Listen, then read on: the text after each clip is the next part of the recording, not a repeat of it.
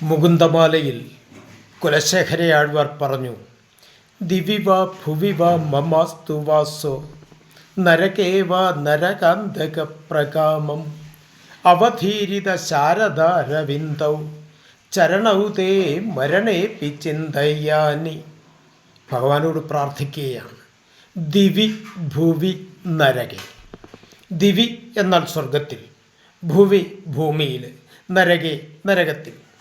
ഭഗവാനോട് നമ്മളുടെ പ്രാർത്ഥന: ഭഗവാനെ, എന്നെ നീ സ്വർഗത്തിലോ ഭൂമിയിലോ നരകത്തിലോ എവിടെ വേണമെങ്കിലും സൃഷ്ടിച്ചുകൊള്ളൂ. അടിയനൊരു പരാതിയുമില്ല. പക്ഷെ ഒറ്റ അപേക്ഷ മാത്രമേ ഉള്ളൂ. അവധീരിത ശാരദാരവിന്ദവും. ശരത്കാലത്ത് വിടർന്നു വരുന്ന താമര പോലെ മനോഹരമായ നിൻ്റെ പാദാരവിന്ദങ്ങൾ മാത്രമാവണേ എപ്പോഴും എൻ്റെ മനസ്സിൽ ജ്വലിച്ചു നിൽക്കേണ്ടത്. ഇതല്ലേ യഥാർത്ഥ ഭക്തി. ഏകാഗ്രമായ മനസ്സിൽ ഭൂനരക സ്വർഗ ചിന്തകളൊന്നും ഉണ്ടാവില്ല എന്നുകൂടി പഠിപ്പിക്കുന്നില്ലേ ഈ ശ്ലോകം? ഇത് നമ്മൾ അറിഞ്ഞിരിക്കേണ്ടതാണ്.